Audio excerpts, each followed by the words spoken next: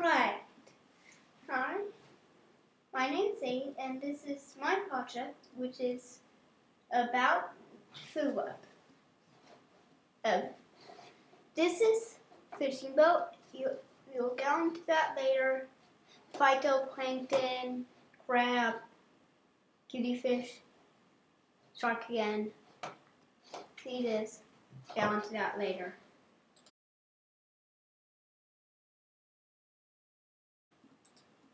Alright. Here you can see the illustration of what happens is a phytoplankton and is the sun's main source.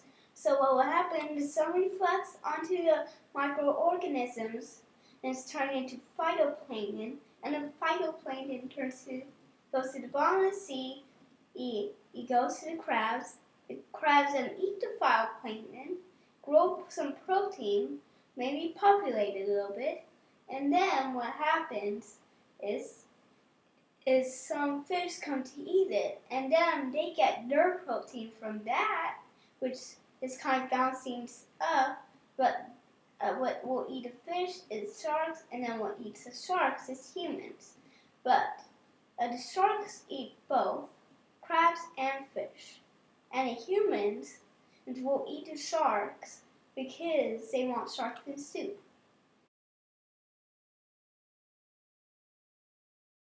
I designed this is by some of my knowledge too about what each other, but this is a game to show how the food chain works and how one little thing could change with the humans, which are the ones who are in control, by overfishing for shark fin soup and getting sharks extinct. Then the fish overpopulate, and then the fish will eat too much crabs, and then maybe seagulls would come. So what just happened there? What happened is the shark fin soup, and either way, it will still get off balance no matter how you lose. Now Okay. See overpopulation. Okay, so now show me. I see at the top you've got points, population. What does that mean? What that means is how much there is. This does have to catch up, so it might not show the exact number, but you get the point. What it shows is the population and the crab population, cutie fish population. And now. So wait, it just keeps growing? Yep, until you come and eat it. But if you eat all, Dad, find out what happens. So as long as the phytoplankton is going to the bottom, then the crab population will keep growing. And the cutie fish population will keep growing from the crabs, right? Yep. Okay. So what happens if the shark never eats anything? What happens is there's a shark is a invasion of some kind. So we can see for ourselves with crab invasions, and which is coming soon. And watch that scoreboard. Alright? Okay. But this is a demonstration about what would happen. See, the cutie fish will overpopulate at some point, and the crabs. Oh no. Oh. Yep, overpopulation. So we lost because the crabs got up to 20. But let's try eating all of them. Huh? Okay. What you're supposed to do is eat it at a balanced number. What do you mean balance? Why don't I just eat everything at once? Whoa. Yep. Wait, why did that happen? That's happening because what would happen is everybody would die. The whole system would collapse because one little brick broke like a very fragile building. Okay. So let's start again. So how do you actually win then? How you actually win? Inside game-wise, there's no actual thing, but how you actually win is by keeping it balanced. Maybe keeping it at number 5, so there's enough to balance out the crabs and cutie fish and just. So if I keep it at number 5, then I have enough that I can, as the shark, keep getting more points.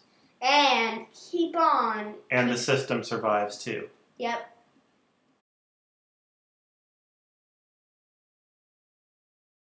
Okay, so why don't you explain what we're looking at right here? What we're looking at at this code. So let's head to the control system of the shark first. Very, very basic. When the green flag is clicked, you can see over here, that's the green flag. So that starts the game, and then what happens? Then what happens, he'll forever look at a mouse pointer, basically. Okay.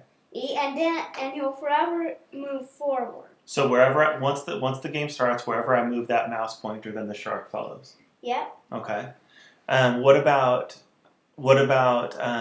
What does this do here?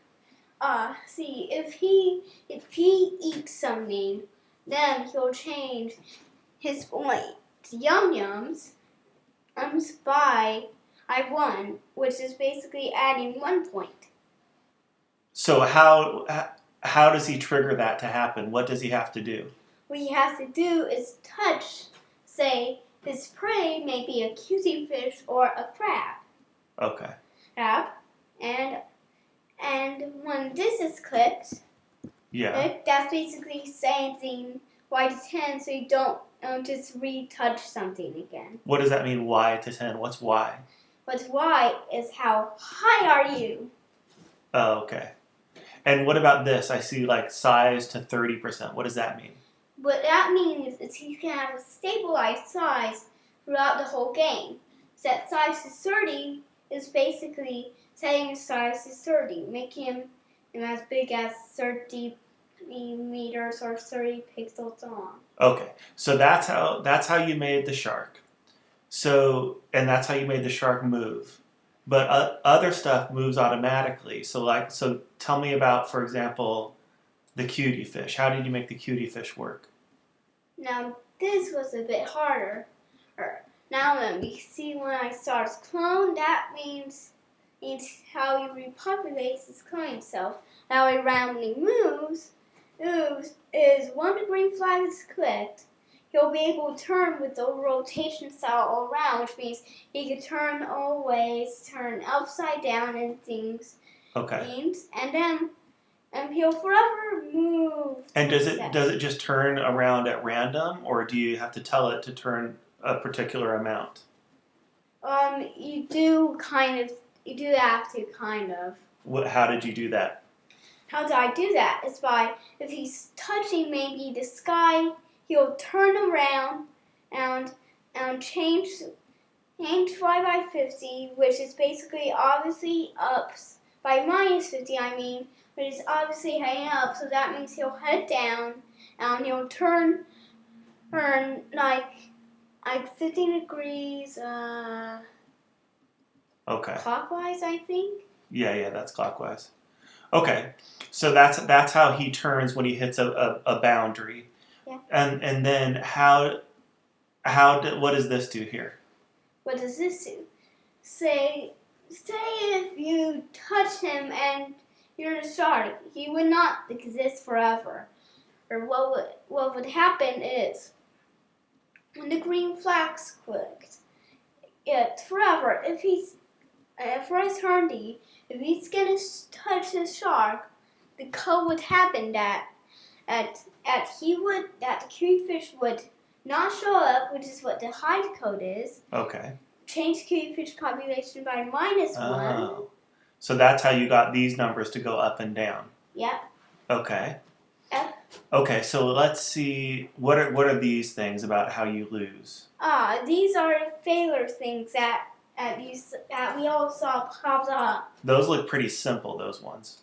So just one thing happens and then that makes that message pop up? Well, what happens is this broadcast. Okay, so like this one, cutie fish extinct, you lose. What has to happen to make cutie fish extinct, you lose come up? If the cutie fish population, which is actually just a scoreboard, or would equal 0, it's gonna equal 0, so it's 0. Okay, so explain to me the way you set it up. If the population gets to 0, you lose, and it says that the population is extinct, right? Yeah. What does the population have to get to say you lose because of overpopulation? It has to get to 20, which is basically saying if the population is 20, there's invasion, you lose. So to stay alive, you have to keep the population in between balanced in between somewhere in between 1 and 20. Yeah. Okay. And then what's this last one? This last way to lose, your shark fin soup. We're also going to talk about how bad that is, but what it is basically that you lose your shark fin soup. Is that if you, when this is clicked, it would hide, which means it's not showing. When I receive fail. Oh, you receive fail.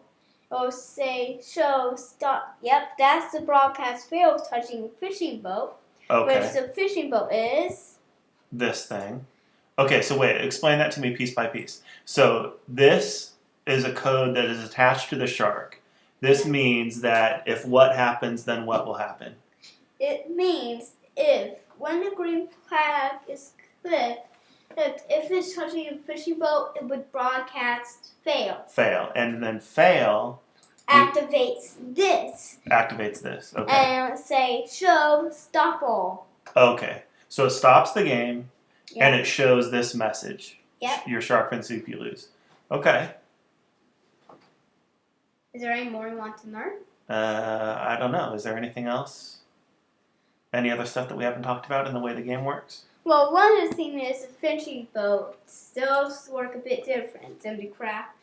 Okay, wait. Yeah, so explain this about the fishing boat. So here, you've already said you click that green thing to start. And then it shows. But so here you've got X and Y. What does X and Y mean? X is basically going to the right. So what we'll do is start there, and this Y is 100, which Y, 100 is around here. Here, watch this. All right. Oh, I see. Look for it. So negative 230. He starts right around there. Okay. Here, and at negative right on basically left inside simple language. Oh, I see. So this is how you change the X number. And forever. And this is how you change the Y number. And forever, here you see gliding. Like it doesn't look like he's pointing out hang glider, but what it's doing is basically he's gonna glide for 5 seconds, and to basically basically the opposite of where he was to the right, like exact amount to where he was to the left, and then he'll point in direction in 180, which I believe is down. Okay, so wait. So Y is up and down, X is left and right. What is that called? The X what, or the Y what, and the X what? X is basically the right. Well, I'm asking. There's a name for that. What's that called? The X something and the Y something. The X coordinates and the Y coordinates. Oh, okay. I see. Okay, I think I get it. Right. So that's how you made it? Yep. Anything else? What's the purpose of the game? The purpose of the game is to show the food web and how one simple thing from a human or anybody inside a food web, even a shark, and that could affect the whole food web, causing the cuttlefish go extinct, causing the crabs to go extinct, and could change everything, them causing a shark to go extinct, and they'll eat too much crabs that the cuttlefish will overpopulate, eventually eat all the crabs, and then what would happen is maybe a shark will specifically fish for him, and then what will happen, there will be overpopulation of sharks, which would mean overfishing. Okay. Thanks for explaining it.